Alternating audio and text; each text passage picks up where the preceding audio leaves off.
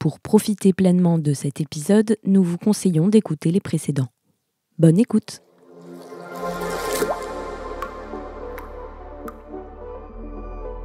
Je veux ici être très clair.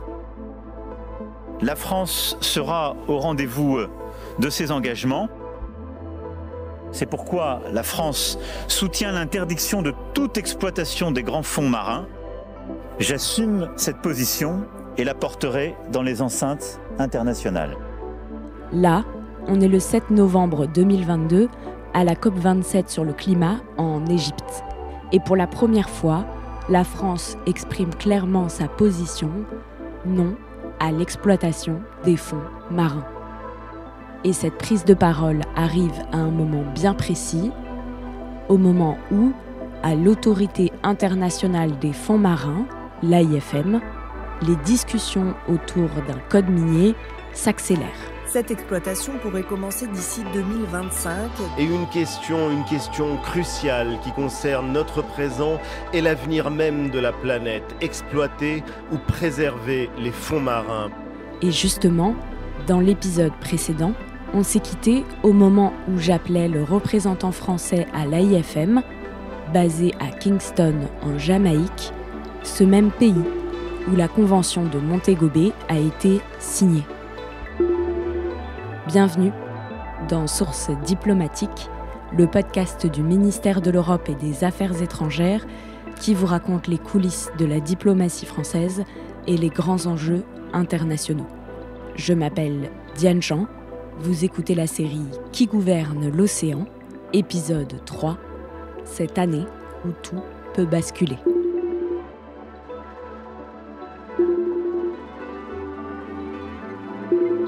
Bonjour. Bonjour. Bien, je suis Olivier Guillonvard, ambassadeur de France en Jamaïque et représentant permanent auprès de l'Autorité internationale des fonds marins depuis 2021. Ah oui, pendant notre appel, la connexion Internet entre Kingston et Paris a parfois été capricieuse. Toutes nos excuses. L'AIFM travaille depuis plusieurs années sur ce projet de code minier pour encadrer une potentielle future exploitation des fonds marins. Est-ce que vous pouvez nous expliquer pourquoi ce projet est si singulier ? C'est un travail compliqué et complexe parce que c'est la première fois dans l'histoire de l'humanité que l'on va réguler une activité avant même qu'elle n'ait commencé. La chasse, la pêche, la guerre sont des activités qui ont commencé il y a très longtemps et qui ont été régulées très récemment dans l'histoire de l'humanité. Là, l'exploitation des grands fonds marins n'est pas encore commencée et donc l'idée, c'est de pouvoir encadrer cette activité avant même qu'elle ne démarre. Ce projet de code minier, il est dans les cartons depuis longtemps. C'était l'une des missions confiées à l'AIFM à sa création en 1994. Et à l'AIFM, c'est le Conseil qui s'occupe d'élaborer ce code. Au Conseil, il y a 36 pays qui changent tous les 4 ans à peu près. Et en 2025, il y a par exemple la France, la Russie, la Chine, l'Inde, le Japon, le Ghana et le Portugal. Mais il n'y a pas que les États membres qui participent au débat autour de ce code minier. Alors, à côté des États membres, il y a à l'autorité des observateurs. Il y a un certain nombre d'observateurs qui jouent d'ailleurs un rôle important. Ce sont les ONG, les organisations non gouvernementales, en faveur d'une protection maximale de l'environnement et donc qui font entendre leur voix au sein des débats du Conseil et nous en tenons le plus grand compte. Ensuite, il y a des États observateurs qui ne sont pas membres du Conseil mais qui peuvent participer aux réunions du Conseil et parmi ceux-ci, les États-Unis. Les États-Unis qui ont signé Montego Bay mais qui ne l'ont pas ratifié, ils ne peuvent donc pas être membres de l'autorité à part entière. Et cette position un peu hors jeu des États-Unis, vous allez le voir, c'est important pour la suite. Alors pendant longtemps, le projet de code minier n'avançait pas beaucoup. Et en 2021, un État est venu tout chambouler. Pour rappel, en 2021, on était en plein Covid, l'accord BBNJ n'avait pas encore été trouvé, et 2021, c'est aussi l'année où Olivier Guillonvard prend son poste en Jamaïque. Et donc, en 2021, un État est venu tout bousculer. C'est l'un des plus petits États du monde, une île perdue en plein milieu de l'océan Pacifique qui compte à peine 10 000 habitants. C'est l'État de Nauru. Ce qui s'est passé en 2021, ce petit État a déclenché une règle très particulière de la Convention de Montego Bay que l'on appelle la règle des 2 ans. Et cette règle dit que si le code minier n'est pas achevé, un État peut demander au Conseil de l'achever dans un délai de 2 ans. Mais pourquoi l'État de Nauru a déclenché ce compte à rebours ? En fait, pour explorer et peut-être plus tard exploiter les ressources minières des abysses, il faut obtenir une autorisation, un contrat auprès de l'AIFM. Ces contractants, ce peut être soit des États directement, soit des instituts publics, soit des entreprises privées. Mais comme nous sommes dans un cadre international, le contractant doit être parrainé par un État. Et donc, c'est l'État qui va porter la responsabilité internationale du contractant qu'il parraine. Et il se trouve que Nauru parraine un contractant de l'AIFM. Plus précisément, l'État de Nauru parraine une entreprise privée, une entreprise canadienne qui s'appelle TMC, The Metal Company, dont on a déjà parlé dans cette série. Et TMC n'attend qu'une chose, pouvoir exploiter les minerais au fin fond des abysses.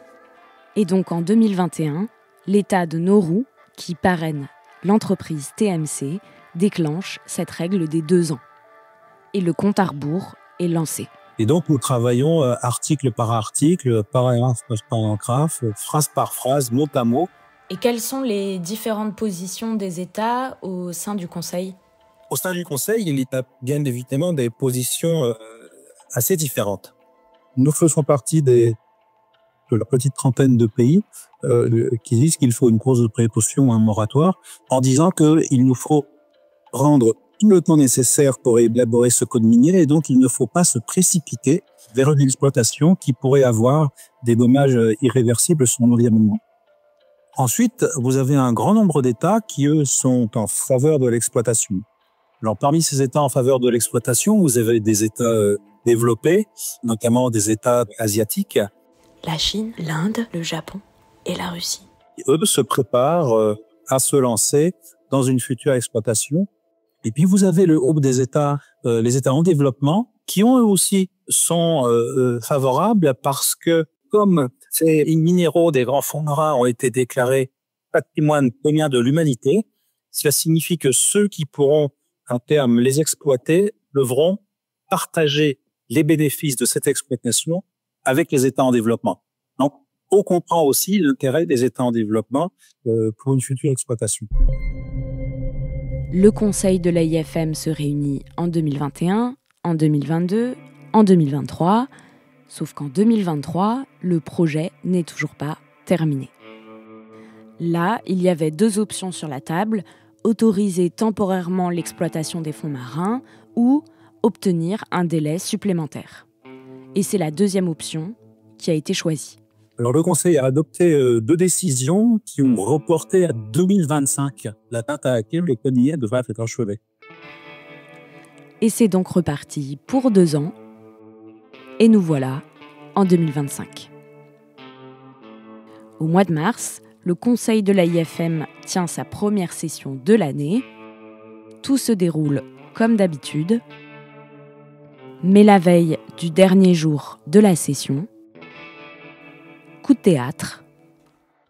En fin d'après-midi, est tombé un communiqué de presse de The Metal Company, cette fameuse entreprise qui est parrainée par Nauru, et qui a indiqué qu'elle était prête à déposer une demande de permis d'exploitation directement auprès des autorités américaines. Directement auprès des autorités américaines. On l'a dit tout à l'heure, les États-Unis ne sont pas membres de l'AIFM, et donc le message qu'envoie TMC, c'est si vous ne bouclez pas le code minier, nous on ira quand même et on passera par d'autres voies. Et donc ça a créé beaucoup d'émoi parce que tout le monde y voit un détournement de la procédure. Donc on s'est réunis le soir même, il y a eu des discussions le soir même, tout ça se passe de manière extrêmement informelle. Hein.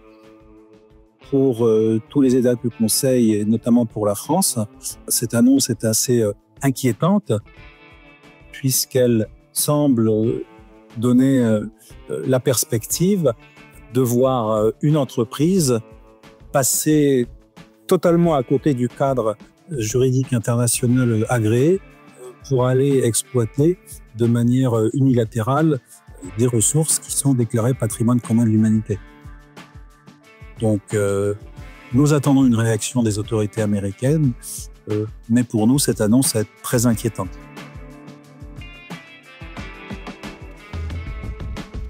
À ce moment-là, on est fin mars et rien n'est encore fait. La prochaine session du Conseil de l'AIFM est prévue au mois de juillet et beaucoup de choses peuvent se passer d'ici là. Et d'ailleurs, au ministère, tout le monde s'agite pour préparer la 3e conférence des Nations Unies sur l'océan, l'UNOC, prévue à Nice au mois de juin. Bonjour, je m'appelle Gabrielle Laric. Je m'appelle Nabil Medagré Elaoui. Je m'appelle Romane Prigent. Bonjour, je m'appelle Lilou Surtino Monaco. Au ministère, il y a beaucoup de monde qui participe de près ou de loin à la préparation de ce sommet. Alors pour avoir la vision la plus globale possible, on a demandé à 4 personnes qui occupent des postes clés de nous raconter les préparatifs. Et comme ces personnes ne travaillent pas dans le même service ni dans les mêmes bureaux et qu'on voulait les suivre de près, on leur a demandé de nous envoyer régulièrement des notes vocales. Nos échanges ont commencé fin mars et se sont terminés à quelques jours de l'ouverture du sommet de l'UNOC. Dans ce quatuor, il y a d'abord un binôme, Gabrielle et Nabil, et au ministère, ils font partie de ceux qui s'y connaissent le mieux en matière d'océan. Je suis rédactrice Océan. Je suis rédacteur Océan au ministère de l'Europe et des Affaires étrangères. Mon métier consiste à rédiger des notes, des dossiers, des éléments d'intervention.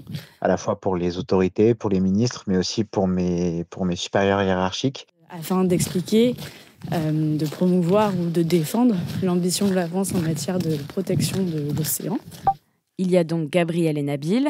Il y a aussi Romane qui fait partie d'une autre équipe chargée de faire le lien entre le ministère et les organisations internationales comme les Nations Unies. Je travaille, moi, dans une direction qui s'appelle la direction des Nations Unies et des organisations internationales. Donc, on appelle ça NUAI dans notre jargon. Et je traite spécifiquement des sujets climat-environnement. Donc, je suis assez investie dans la préparation de la conférence des Nations Unies. On fait l'interface entre les Nations Unies et les équipes en France et à Nice. Et il y a aussi Lilou, qui fait partie d'une autre équipe, une équipe spéciale UNOC, chargée de tout coordonner. Je suis coordinatrice générale de l'UNOC 3, ce qui veut dire que je suis les différents aspects de l'organisation de la conférence, que ce soit des aspects logistiques, des aspects de fond, de construction des livrables. Qu'est-ce que c'est un livrable ? Je pense qu'on peut le définir de manière assez large comme étant un objet politique, une construction qu'on associe à un moment politique. Ça englobe à peu près tous les résultats en fait politiques qu'on attend de l'UNOC, en sachant que le surlivrable, le super livrable qui chapeautera tout ça, c'est le plan d'action de Nice pour l'océan. Ok, merci Nabil. Qu'est-ce que ce plan d'action et comment est-il préparé ? Romane ? C'est le seul document négocié dans le cadre de l'UNOC. Donc, on sort un peu des processus, par exemple des COP climat, où les textes, donc les conclusions des COP sont négociées lors de la conférence, parce que là, on a une négociation qui a lieu avant l'UNOC. Et donc, celle-ci, elle se déroule sur plusieurs mois, elle a débuté en janvier, et elle se fait à New York, et donc c'est principalement les représentations permanentes des États qui sont basées à New York, donc compétents auprès des Nations Unies, qui sont les négociateurs de ce texte. Et donc, ce texte, c'est le super livrable, mais il y en a d'autres. Quels sont-ils ? Merci. On a la déclaration politique qui est a priori adoptée par consensus. Et après, on a des formats un peu plus plurilatéraux avec des coalitions d'affinitaires sur certains sujets qu'on essaye de pousser. Donc, il y a les aires marines protégées, il y a la lutte contre la pollution plastique, il y a la décarbonation du transport maritime, par exemple. Et en fait, sur chaque livrable, on se dit, voilà, tel et tel pays, a priori, nous paraissent intéressants et nous paraissent pertinents pour se joindre à nous dans l'élaboration du livrable et aussi dans l'annonce qui sera faite à l'UNOC.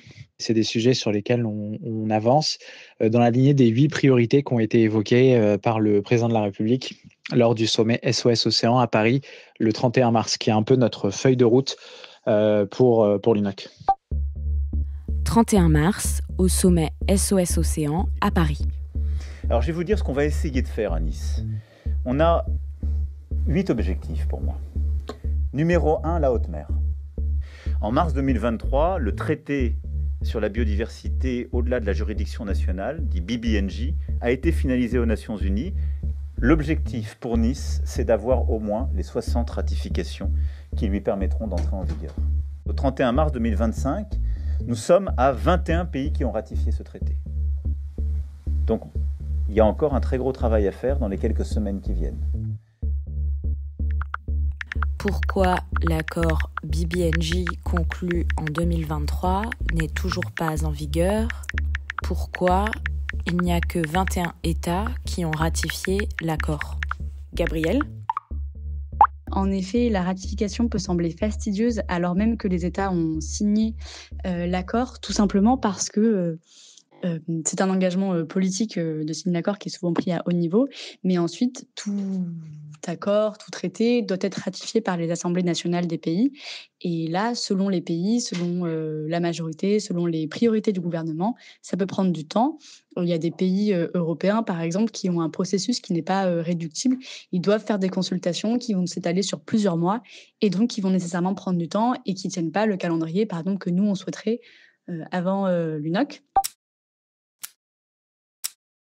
Début avril, plus que 3 mois avant l'UNOC.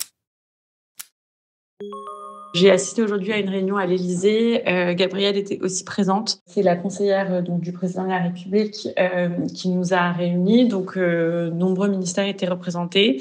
Donc, je pense par exemple, il y avait le cabinet du ministère de l'Europe et des Affaires étrangères, mais aussi de l'enseignement supérieur et de la recherche, du ministère de la transition écologique, etc. Le ministère de l'Intérieur aussi. En fait, il y a beaucoup de ministères qui sont mobilisés sur différents sujets, donc que ce soit les livrables, mais aussi parfois sur des aspects très précis, donc par exemple le ministère de l'Intérieur sur la sécurité de l'événement. Pendant que Gabrielle et Romane étaient à l'Élysée, moi j'étais à la Maison de l'Océan, qui est l'Institut océanographique de Monaco et qui héberge un certain nombre d'acteurs liés à l'océan, pour participer au séminaire des membres de la plateforme Océan Climat. Donc la plateforme Océan Climat, c'est une organisation non gouvernementale qui fédère une centaine, je crois 120 membres qui sont des ONG, qui œuvrent pour l'océan. Donc moi je ne suis pas intervenu, j'étais juste en écoute. Et l'idée c'était un peu d'écouter ce qui émanait de la société civile, étant donné que dans la préparation de l'UNOC, on travaille très étroitement avec un certain nombre d'acteurs de la société civile, notamment différentes associations françaises, mais aussi des organisations non gouvernementales qui sont basées à l'étranger et qui nous aident dans l'élaboration des différents livrables de la conférence. Donc, on en est à un stade avancé de la négociation. Là, je parle le 16 avril. On attend pour cette semaine la 3e version révisée du texte. Donc, il y a eu déjà beaucoup de séances plénières où les États membres ont pu exprimer leur vue. Il y a aussi eu des négociations en petits groupes sur des thèmes précis, donc qui font plus l'objet de divergences, comme par exemple la finance. C'est toujours un sujet de crispation. On a gardé nombreuses de nos priorités. Donc l'objectif pour nous en cette fin de négociation sera de conserver tous les acquis et de continuer à pousser pour nos principales priorités thématiques. Donc par exemple, on porte une position ambitieuse dans le domaine des grands fonds marins, aussi dans le domaine du climat, aussi dans le domaine de la biodiversité avec la protection des espèces marines. Aussi, c'était important pour nous que le document soit intelligible par le plus grand nombre pour qu'il puisse être vraiment communiqué de façon large et compréhensible par tous, parce que cette conférence est aussi pour tous les acteurs. Et on voulait qu'elle reflète le niveau d'urgence que connaît l'océan, qui aujourd'hui est assailli de toutes parts, toujours plus pollué, réchauffé, exploité, etc. Donc voilà le cap qu'on fixe pour la fin de négociation. 25 avril. President Trump has signed an executive order as Donald Trump a signé un décret pour autoriser l'extraction de minerais sous-marins malgré les vives oppositions internationales. Sans l'approbation de l'autorité internationale des fonds marins, théoriquement compétente en haute mer. That can have serious impacts on and disrupt the fishing industry. 29 avril. La société TMC déclare avoir déposé auprès des autorités américaines une demande d'exploitation commerciale des ressources minérales des fonds marins. 30 avril. Communiqué de presse de la secrétaire générale de l'AIFM. Aucun État ne peut revendiquer, acquérir ou exercer la souveraineté ou des droits souverains sur une partie quelconque de la zone ou de ses ressources minérales, même si cet État n'a pas ratifié la Convention de Montego Bay. Effectivement, le décret présidentiel de Donald Trump, du président Trump, rebat un peu les cartes. Je pense que ça nous a tous un peu surpris. Et nous, c'est pas forcément un sujet sur lequel on pensait beaucoup insister à l'UNOC. Donc là, on est en train de voir pour démarcher des pays, pousser à nouveau l'extension de la coalition qui plaide pour une pause de précaution ou un moratoire, donc une position qui est moins forte que la nôtre. Mais l'idée, c'est de faire en sorte qu'il n'y ait aucune exploitation des fonds marins qui commence tant que les impacts environnementaux ne seront pas maîtrisés. Alors nous, on considère qu'ils pourraient ne jamais l'être et que du coup, on est plutôt pour une interdiction. D'autres pays ne se ferment pas totalement la porte en se disant que parfois c'est des moratoires de 10 ans, 15 ans, parfois c'est des moratoires jusqu'à que la science soit disponible, donc ça dépend des pays. Et la coalition accommode un peu ces différentes nuances. Je me permets aussi d'intervenir au sujet de l'annonce du décret Trump sur l'exploitation des grands fonds, parce qu'en fait, c'est intervenu à la toute fin de la négociation de la déclaration politique de l'UNOC. Et dans ce contexte, on a décidé, avec nos collègues européens et affinitaires, de se battre pour avoir la référence à ce qu'on appelle une approche de précaution, le principe de précaution, dans le texte de la déclaration politique. Ça a été un de nos buts de guerre de la fin de négociation. Et là, ça a été vraiment compliqué. Et in fine, on a dû lâcher. Et la déclaration politique ne contient pas ce principe. En fait, la publication de ce décret a un peu changé notre positionnement à la toute fin des négociations, parce que comme on poussait tellement pour avoir ce principe dans le paragraphe dans la déclaration relative aux grands fonds marins, on avait peur à un moment que, faute de consensus, ce qui se passe souvent dans les Nations Unies, c'est que quand on n'arrive pas à tomber d'accord sur le langage, le paragraphe entier est supprimé. Et il nous semblait plus important, dans ce contexte de remise en cause du mandat de l'AIFM, d'avoir un paragraphe sur l'AIFM qui rappelle ce qu'il fait et quel est son mandat et pourquoi c'est le mieux passé pour le faire. D'avoir ce rappel sans principe de précaution, c'était mieux de ne rien avoir du tout. Début mai, un mois avant l'UNOC, Lilou nous partage une bonne nouvelle sur l'accord BBNJ. BBNJ a avancé pour la première fois depuis quelques semaines. On a reçu l'information de 3 nouvelles ratifications, ce qui nous amène aujourd'hui à 27. Donc lentement et sûrement, on s'approche du compte. C'est un travail de mobilisation qui est fait en continu. Toutes les équipes travaillent au contact avec nos ambassades pour avoir les 60 ratifications nécessaires à Nice. On travaille notamment avec Roman à la possibilité d'établir un dépôt des derniers instruments de ratification dans le cadre de l'UNOC à Nice, ce qui nous permettrait, si on est à quelques dépôts près, d'acter l'entrée en vigueur du traité de BBNJ lors de la conférence, ce qui serait une avancée historique pour la protection de l'océan. Les jours et les semaines s'accélèrent jusqu'à l'UNOC et la charge de travail est exponentielle. Donc, je voulais juste dire que on n'a même pas eu le temps de fêter ça, mais la déclaration politique a été adoptée. On a enfin un texte stabilisé sur la table qui sera adopté formellement à l'UNOC. Donc, dans la dernière ligne droite, ça a été compliqué avec certaines délégations qui sont revenues sur des priorités qui étaient les nôtres, à savoir le langage BBNJ, donc qui est cet accord sur la biodiversité en haute mer, qui était très important pour nous. Donc, on a tenu. Et le texte tel qu'il sera présenté à Nice est plutôt satisfaisant. Donc, on est content.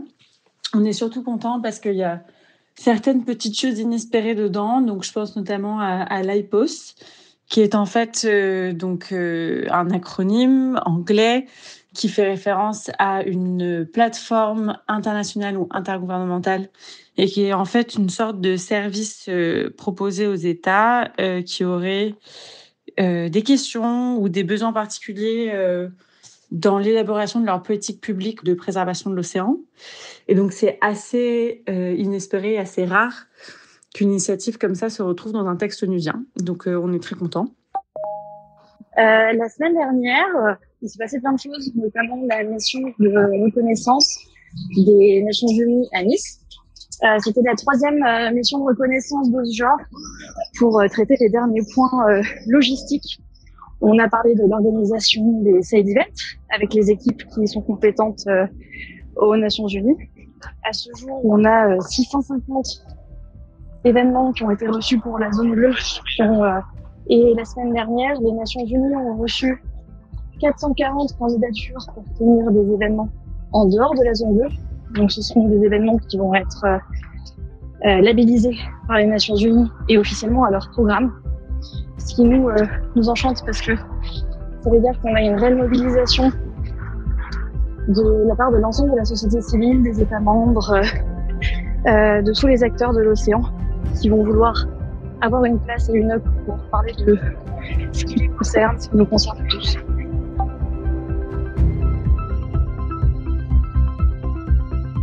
Alors comment va se dérouler cette 3e conférence des Nations Unies sur l'océan à Nice ? Qu'est-ce que les États vont annoncer ensemble ? Qui sera présent ? Qui sera absent ? De quoi les scientifiques et ONG vont-ils discuter ? C'est ce qu'on vous propose de découvrir dans le prochain et dernier épisode de cette série. En attendant, si vous avez des questions, si vous voulez nous partager vos retours, n'hésitez pas à écrire sur les comptes des réseaux sociaux du ministère de l'Europe et des Affaires étrangères. Merci pour votre écoute et à bientôt pour le dernier épisode.